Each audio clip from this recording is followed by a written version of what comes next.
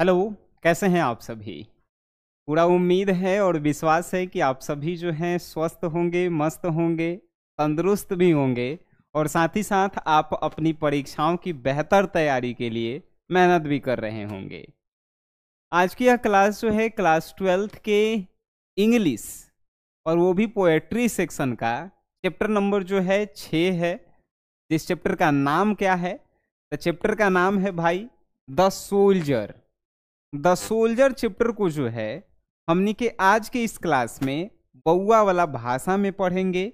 अब बउआ के तरह जो है इसको हमनी के कंप्लीट करेंगे, जिससे आपको जो है समझने में जो है ये चैप्टर दिक्कत नहीं होगा। ठीक है, तो अगर आप इस क्लास में आए हैं, क्लास को जो है अपन दोस्त के साथ शेयर कर सकते हैं। ठीक है, क्लास को शेयर कीजिए और थोड़ा सा जो है आप बताइए कि आप जो है खाना पीना खा लिए हैं, तैयार हैं क्लास के लिए। चलिए जल्दी जल्दी जो है कमेंट बॉक्स में आप बताएंगे कि क्लास के लिए जो है आप रेडी हैं।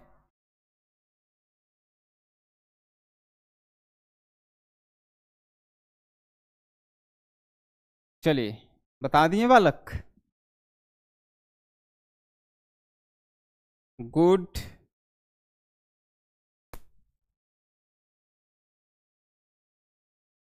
कौन सा चैप्टर है आप जान ही गए हैं। चैप्टर का नाम क्या है भाई? तो चैप्टर का नाम है द सोल्जर। सोल्जर मतलब क्या होता है भाई? चैप्टर के जो हैं राइटर कौन है? द सोल्जर के जो है राइटर हैं रूपर्ट ब्रूक। ठीक है, द सोल्जर चैप्टर के जो हैं राइटर जो हैं रूपर्ट ब्रूक हैं। तो इस चैप्टर के जो है सबसे पहले जो है हम लोग किस चीज के बारे में पढ़ेंगे?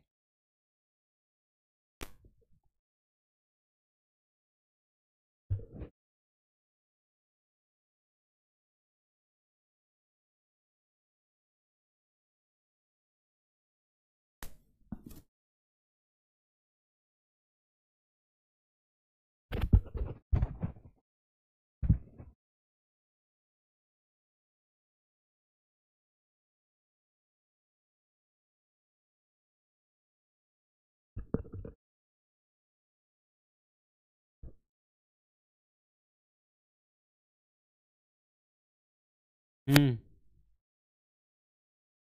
सब कोई जो है तैयार हैं आज की इस क्लास के लिए? क्लास को जो है आप शेयर कर दिए हैं। तो क्लास जो है इंग्लिश के है और इंग्लिश के काव्य खंड का जो है चैप्टर नंबर जो है ये 6 है। इंग्लिश के पोएट्री सेक्शन का जो है ये चैप्टर नंबर 6 है, जिसका नाम है द सोल्जर। और इस चैप्टर को जो है आप बउआ के तरह जो है पढ़ेंगे काची संपूर्ण हिंदी अर्थ। तो सबसे पहले जो है हमने के किसी भी चैप्टर को पढ़ते हैं तो उसके राइटर के बारे में हम लोग पढ़ते हैं कि नहीं? चलिए राइटर के बारे में हम लोग पढ़ने के लिए तैयार है ना? आ जाइए। राइटर के बारे में सबसे पहले हम लोग जान लेते हैं। आपसे सबसे पहला प्रश्न पूछेगा कि भाई द सोल्जर चैप्टर के राइटर कौन है? तो आप क्या बताएंगे? Rupert Brooke. The soldier chapter के राइटर कौन है? Rupert Brooke. क्लास में ध्यान से आए हैं तो ध्यान से सुनिएगा, क्लास में ही एक एक क्वेश्चन याद हो जाना चाहिए, फिर हम आपसे पूछेंगे भी और आपको उसका आंसर भी बताना है। द सोल्जर चैप्टर के राइटर हैं रूपर्ट ब्रूक। ट्रिक कैसे था? तो सोल्जर मतलब सैनिक होता है भाई, आ सैनिक के जो है ब्रूक मतलब क्या होता है? टूटना होता है। तो सैनिक के कहियो दिल टूटता नहीं है, मालूम है ना? सैनिक जो है दिल से बरियार होता है। तो रूपर्ट ब्रूक जो है इसके राइटर हैं। अगर आपसे कोई गलती से क्वेश्चन पूछ देवे द सोल्जर जो है काची है, द सोल्जर जो है आपको याद रखेला है, द सोल्जर जो है का है? द सोल्जर जो है एगो वार पोएट है। वार जो है पोएट नहीं, सोनेट है। सोनेट सोनेट सोनेट मतलब क्या होता है? सबसे पहला प्रश्न आपके मन में। सोल्जर जो है क्या है? तो सोल्जर जो है एगो सोनेट है। सोनेट सोनेट मतलब एक ऐसी कविता होती है जो 14 लाइन की पंक्ति होती है। सोनेट का मतलब होता है एक ऐसी पोयम जो कितना लाइन के है, 14 गो लाइन के। हम एक एक क्वेश्चन आपसे दोबारा रिपीट करेंगे, पूछेंगे हम आपसे, याद रखिएगा। द सोल्जर का है, सोल्जर जो है सोनेट है, और सोनेट का मतलब होता है 14 लाइन की कविता, पोयम। द सोल्जर चैप्टर के राइटर कौन है, रूपर्ट ब्रूक के, ठीक है। द सोल्जर चैप्टर के राइटर कौन है, रूपर्ट ब्रूक हैं। अब आपसे कहा कि रूपर्ट ब्रूक जो है कैसे पोएट हैं, रूपर्ट ब्रूक कैसे पोएट हैं, तो आपको बताना है कि रूपर्ट ब्रूक जो है वार पोएट हैं। वार मतलब क्या होता है, युद्ध होता है, यानी ज्यादातर युद्ध पर ये जो है कविताएं लिखा करते थे। तो रूपर्ट ब्रूक कैसे पोएट हैं, तो वार पोएट हैं। ये सभी क्वेश्चन जो हैं आपके किसी ना किसी एग्जाम में प्रीवियस ईयर यानी क्वेश्चन बैंक में आप देखिएगा तो कोनो ने कोनो एग्जाम में पूछ ले है क्वेश्चन, इसीलिए आपके लिए भी जो है ये क्वेश्चन महत्वपूर्ण हो जाते हैं। क्वेश्चन आपसे नेक्स्ट पूछेगा, बताइए रूपर्ट ब्रूक जी का जो है जन्म कब हुआ। अगर आपसे कोई पूछ देवे कि रूपर्ट ब्रूक का जो है जन्म कब हुआ, आपको बताना है 3 अगस्त 1887 को जो है रूपर्ट ब्रूक का जो है जन्म होता है। जन्म कहाँ हुआ, तो शहर का नाम था रग्बी, और ये जो है यूनाइटेड किंगडम मतलब कि यूके, यूके का तात्पर्य होता है भाई इंग्लैंड में हुआ था। कहाँ, तो रूपर्ट ब्रूक का जन्म 3 अगस्त कितना 1887 में हुआ। कहाँ पे हुआ, तो रग्बी, और ये जो है इंग्लैंड में है। हम आपसे ये प्रश्न पूछेंगे, इस बात की जो है आप ध्यान रखिएगा, ठीक है। 3 अगस्त 1887 को क्या हुआ, तो रूपर्ट ब्रूक का जन्म हुआ। एगो क्वेश्चन आपसे कोई पूछ दिया, गलती से जो है कोई एगो क्वेश्चन पूछा आपसे, बताइए रूपर्ट ब्रूक का जो है देहांत कब हुआ था, निधन कब हुआ। 23 अप्रैल 1915 को जो है रूपर्ट ब्रूक का जो है क्या होता है, निधन हो जाता है। इससे रिलेटेड जो है VVI क्वेश्चन एगो पूछता है, और वो क्वेश्चन का होता है तो तनी ध्यान से देखिएगा। पूछेगा कि रूपर्ट ब्रूक जी का जो है देहांत 23 अप्रैल 1915 को हुआ, जन्म 3 अगस्त 1887 को हुआ था, लेकिन देहांत जो है 23 अप्रैल 1915 को हुआ था। कैसे हुआ था, तो he dead during the first world war in 1915। 1915 में प्रथम विश्व युद्ध चल रहा था। उस विश्व युद्ध में जो है जो रूपर्ट ब्रूक थे अपने देश के तरफ से लड़ रहे थे, उसी में जो है रूपर्ट ब्रूक का जो है देहांत हो जाता है, यानी कि अपने देश के लिए जो है शहीद हो जाते हैं। 1915 में फर्स्ट वर्ल्ड वॉर यानी कि प्रथम विश्व युद्ध के दौरान जो है उनका देहांत हो जाता है। कब, 1915 में, याद रखिएगा। चलिए अब जो है आपसे पूछे कि बताइए इनका जब देहांत हो गया 1915 में जो है रूपर्ट ब्रूक जी जो है मर गए, शहीद हो गए, तो इनको जो है दफनाया किस जगह पे गया, प्लेस ऑफ ब्यूरियल, यानी किस स्थान पे इन्हें दफनाया गया। इंग्लैंड में दफनाया गया था, कहां पे, स्काइरोस ग्रीस। स्काइरोस ग्रीस में जो है इन्हें दफनाया गया था। बात समझें, याद रखेला है, ये सब क्वेश्चन आपसे पूछेंगे हम, याद रखिएगा। अब आपसे क्वेश्चन कोई पूछा इनका एजुकेशन कहां तक हुआ, रूपर्ट ब्रूक जी का जो है एजुकेशन कहने का मतलब पढ़े लिखे कहां से पढ़े, तो किंग्स कॉलेज कैम्ब्रिज 1906 से लेके 1909 तक जो है रग्बी स्कूल में भी पढ़े। कहां इनकी शिक्षा जो है संपूर्ण हुई, तो किंग्स कॉलेज कैम्ब्रिज से जो है इनकी पूरी शिक्षा जो है खत्म हुई, लेकिन शुरुआत के दिनों में रग्बी स्कूल में भी जो है इनकी शिक्षा हुई है। बात समझें, रग्बी स्कूल में भी जो है ये पढ़े हैं, अब बाद में जो है किंग्स कॉलेज कैम्ब्रिज से जो है इनकी शिक्षा पूरी हो गई। बात समझ गए। चलिए अब जो है आपसे पूछ देवे कि रूपर्ट ब्रूक जी के पेरेंट्स कौन कौन से थे। पेरेंट्स के बारे में आपसे पूछे, विलियम्स पार्कर ब्रूक, विलियम्स पाकर ब्रुक जो हैं ये इनके पिताजी थे और रूथ मैरी ब्रुक जो हैं इनकी माताजी थी। बात समझें। क्वेश्चन आगे आपसे पूछेगा कि सिबलिंग, सिबलिंग मीन्स होता है भाई बहन। रूपर्ट ब्रुक जी के जो है विलियम ऑल्फ्रेड कॉट्रिल ब्रुक जो हैं का थी, तो इनकी जो है बहन थी। ठीक है। अब आपसे वो क्वेश्चन पूछेगा, आप भी आई क्वेश्चन पूछेगा।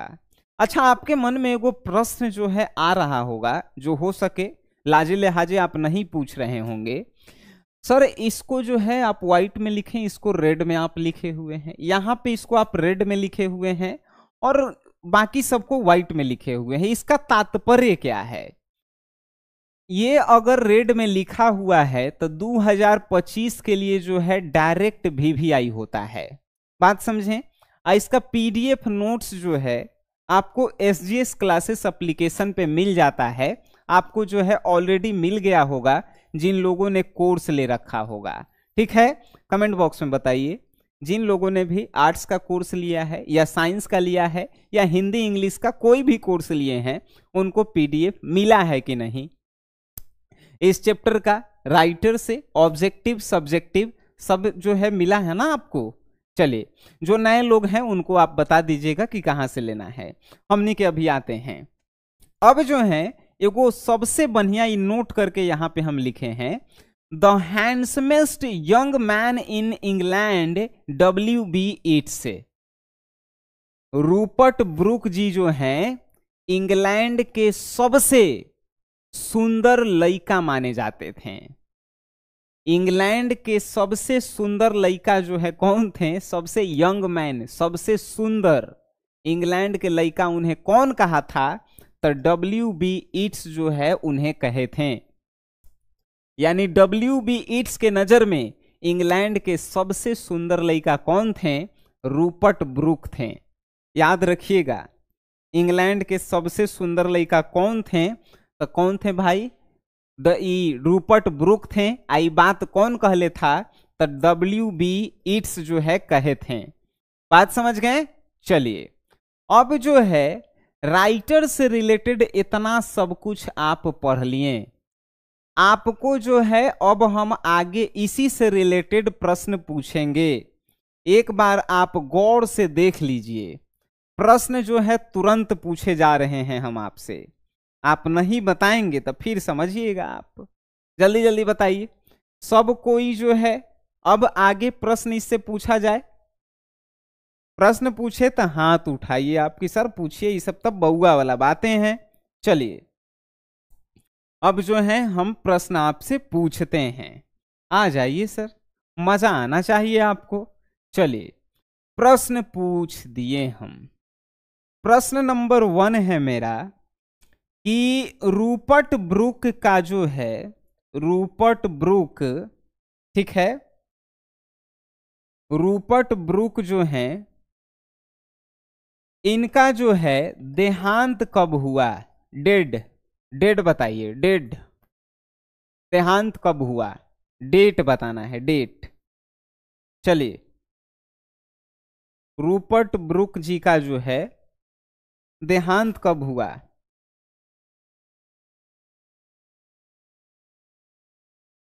जल्दी जल्दी देखते हैं किसका जो है फोकस पढ़ाई पे था, किनका जो है फोकस पढ़ाई पे नहीं था।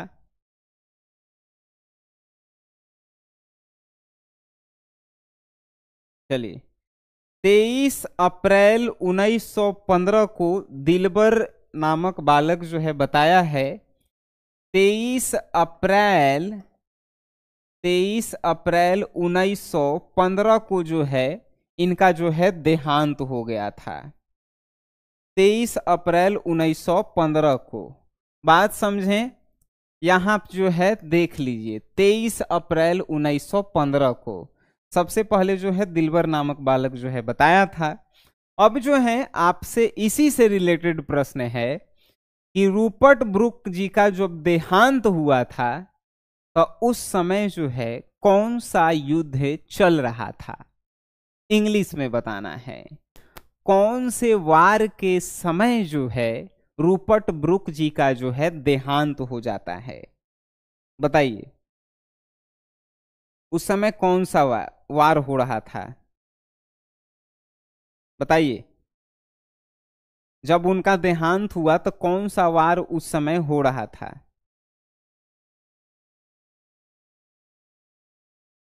जल्दी जल्दी। पप्पू गुप्ता जो है हिंदी में लिखे हैं प्रथम विश्व युद्ध। चलिए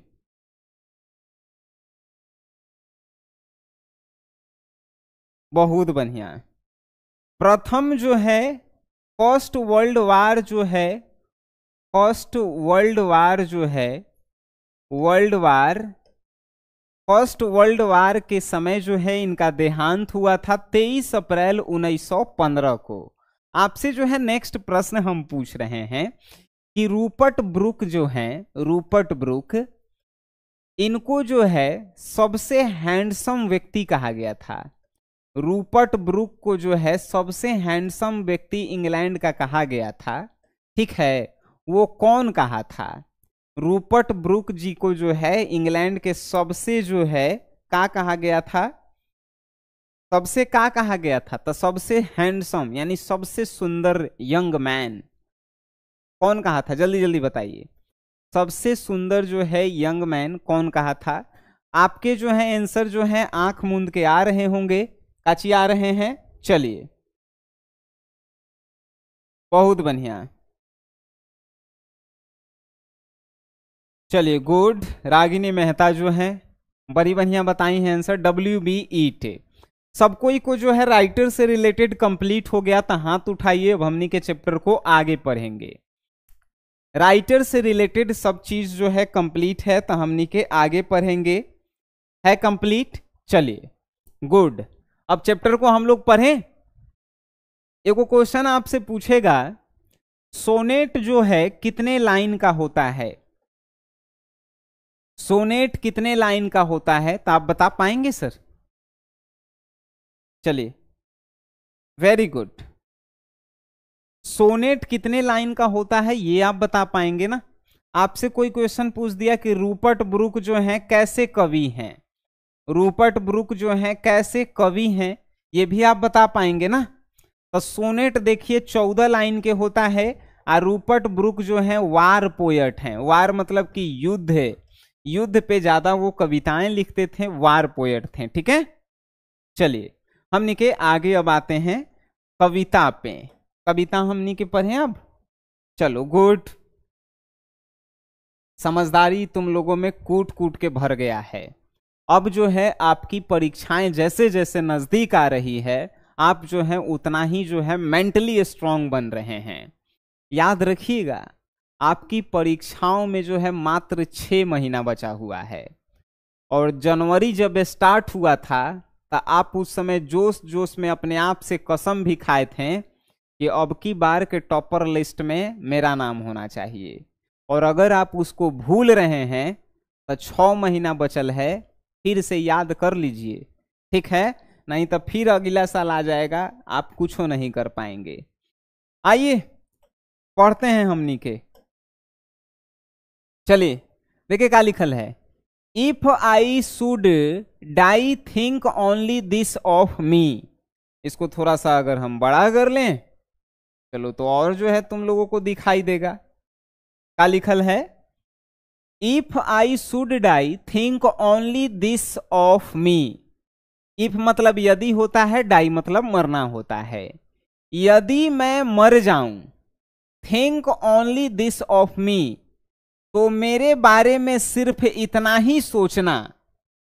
पहला लाइन के हिंदी का होगा, यदि मैं मर जाऊं तो मेरे बारे में सिर्फ इतना ही सोचना, that's there some corner of a foreign field that is for ever England. यहां पे फुल स्टॉप था इसीलिए यहां पे रुक गए। क्या कहा है, यदि मैं मर जाऊं तो मेरे बारे में सिर्फ इतना ही सोचना, दैट देयर, दैट मतलब कि वह, और देयर मतलब कि वहां, कह सकते हैं। तो जहां मैं मरूं, सम कॉर्नर, यानी कि सम कॉर्नर और फॉरगेन फील्ड मतलब होता है विदेशी जमी। तब विदेशी जमी के किसी भी कोना पर मैं मरूं, that's is for ever England.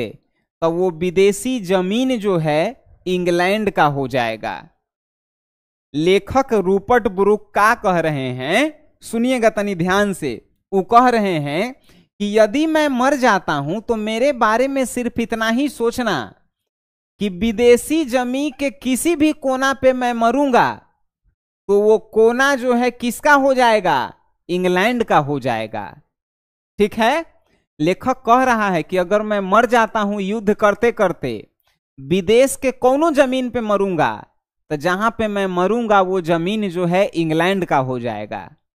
ठीक है, आगे क्या कह रहा है, there shall be in that rich earth rich और डस्ट कॉन्सिलेड। क्या कहा है, there shall be in that rich earth, यानी कि जिस जमी पे मैं मरूंगा उस जमी की, वो जमी जो है उसका कीमत जो है और बढ़ जाएगा।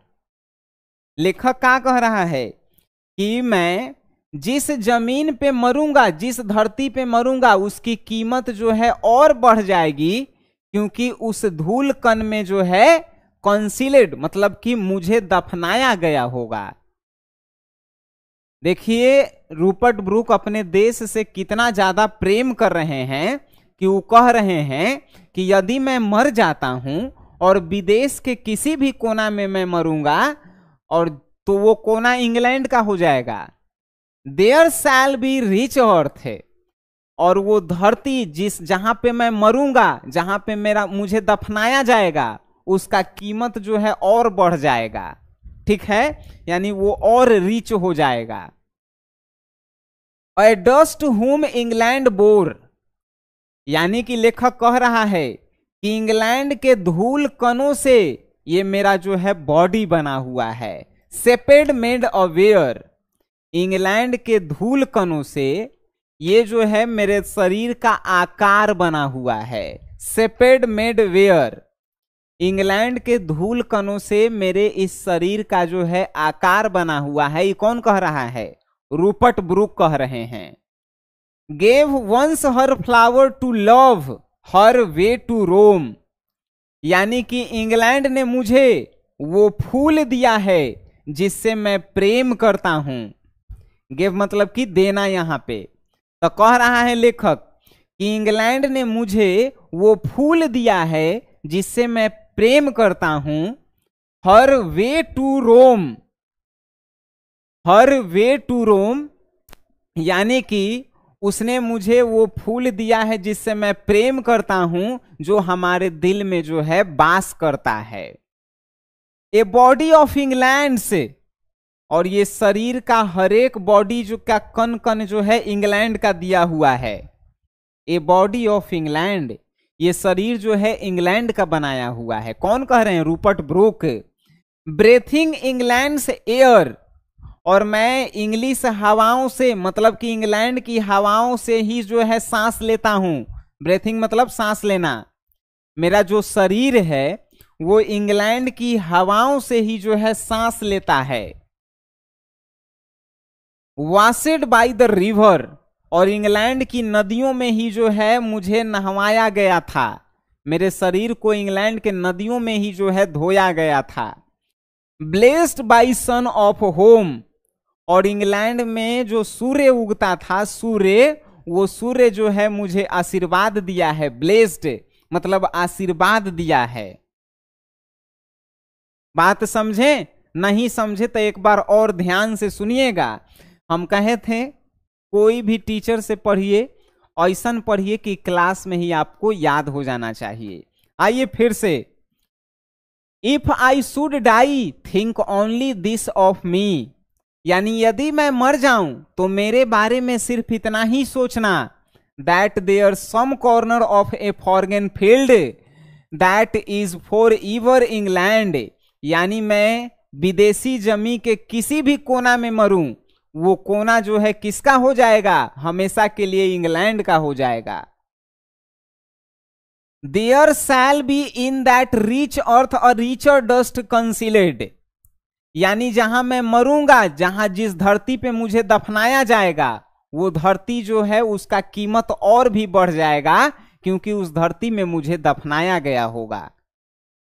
ए dust whom English bore, a dust whom England bore shaped made aware, यानी कि इंग्लैंड के धूल कणों से ही जो है मेरा ये शरीर का आकार जो है बना हुआ है, ये मेरा शरीर बना हुआ है।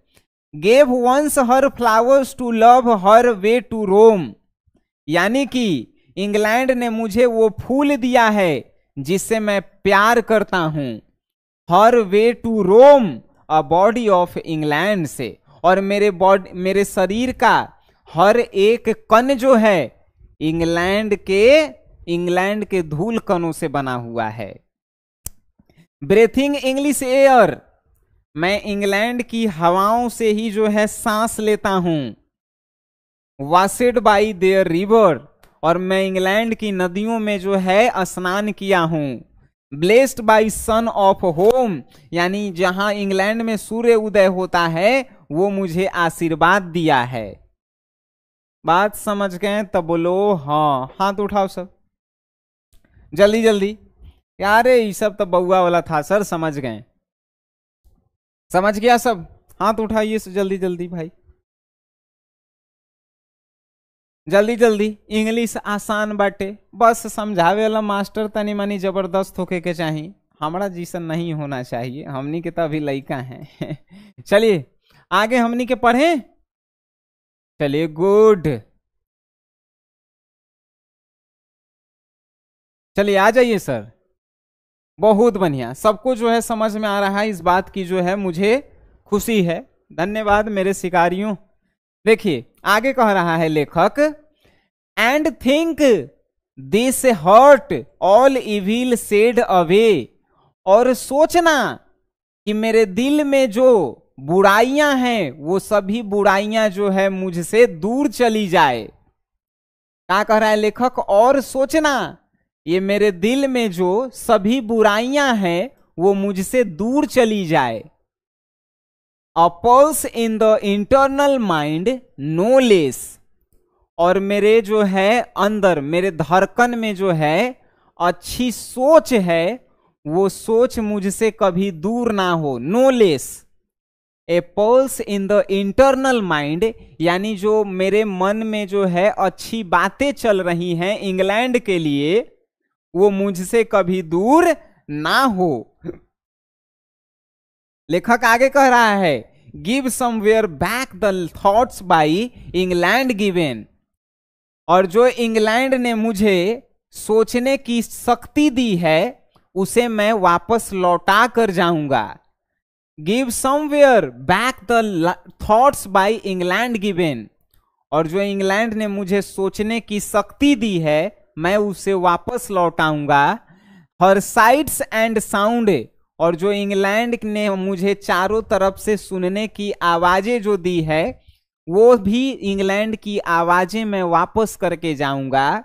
ड्रीम्स हैप्पी एज हर डे, और मैंने जो इंग्लैंड के लिए सपना देखा था, इंग्लैंड का जो सपना है कि सभी लोगों को खुश रखना, ड्रीम हैप्पी, वो मैं सपना भी इंग्लैंड को लौटा कर जाऊंगा। And laughter learned of friend, और जो मैं अपने दोस्तों से खुश रहने के बारे में सीखा हूं उसे भी वापस लौटा कर जाऊंगा। एंड जेंटलनेस इन हॉट एट पीस, और यहाँ की जो दिल में जो सुकून है, शांति है, जो कोमलता है, उसे भी मैं वापस लौटा कर जाऊंगा। जेंटलनेस मतलब कोमलता, हॉट मीन्स दिल, और पीस मीन्स शांति। यानी इंग्लैंड ने मुझे जो कोमलता दी है, जो मेरे दिल में शांति दी है, उसे भी मैं लौटा कर जाऊंगा। अंडर एंड इंग्लिश हिबेन, उसके बाद ही मुझे जो है इंग्लिश कब्र यानी इंग्लैंड के कब्र में जो है मुझे दफनाया जाएगा। यानी लेखक यहाँ पे क्या कह रहा है, समझो बात। लेखक कह रहा है कि और सोचना जो मेरे दिल के अंदर जो बुराइयां थी वो सब बुराइयां दूर हो जाए। और मेरे अंदर जो अच्छी सोच थी इंग्लैंड को लेकर वो कभी दूर नहीं हो।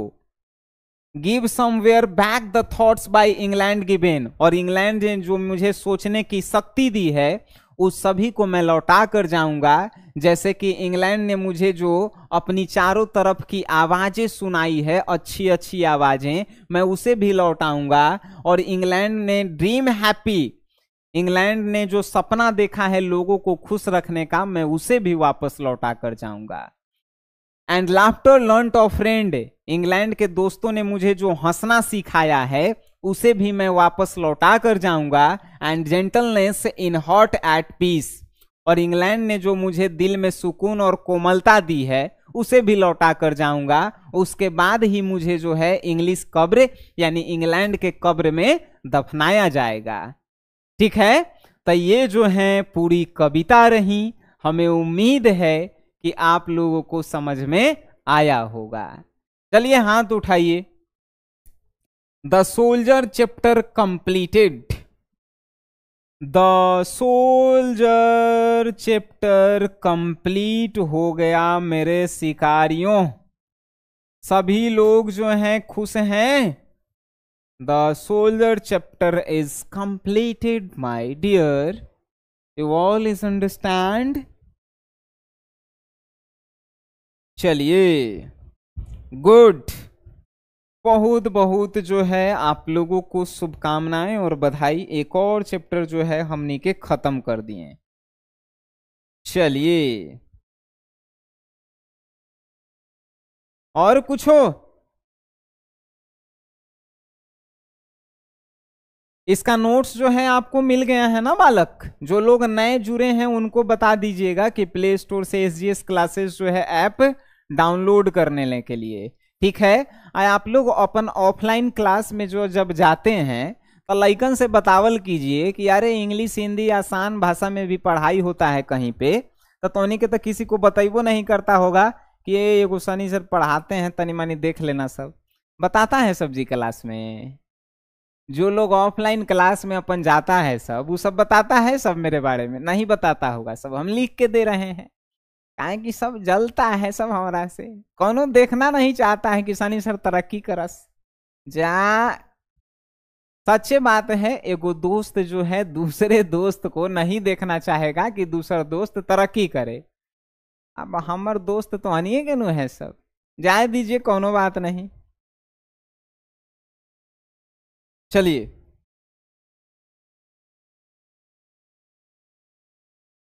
सब कुछ हो गया।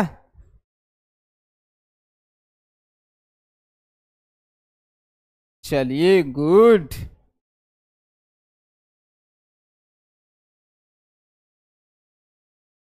चलिए और कुछ हो?